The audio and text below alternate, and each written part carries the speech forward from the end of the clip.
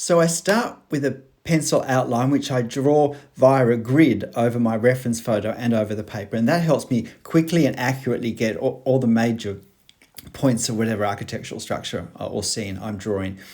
I draw the foreground first. In this case, it's just a sole figure, but then I know where the lines behind go. And now you'll notice I very much align architectural elements as I draw.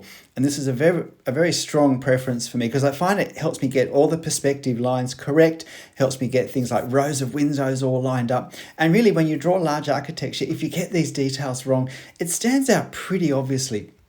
And so this helps me maintain, I think, a high level of accuracy. And whether I align across or up first simply depends on what I think is the major visual emphasis.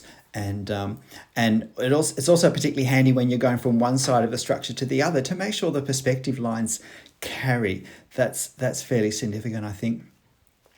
And so once the fine lines are in place, we start with the tone.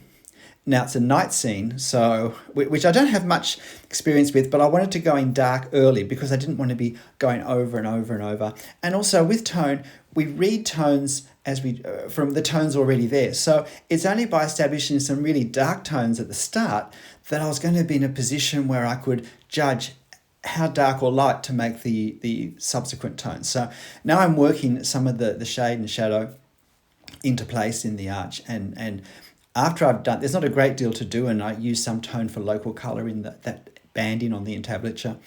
Now, once all that's done, it's really just making lots of little adjustments. And so, as I said, we reference tone off other tone. And so we change a tone here, and then we have to change a tone there, and then we have to change a tone there.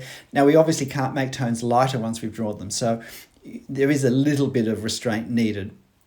And we slowly tighten up by darkening tones here, there, and everywhere. And then at some point, it's good to go and have a cup of coffee and come back before the whole thing is black.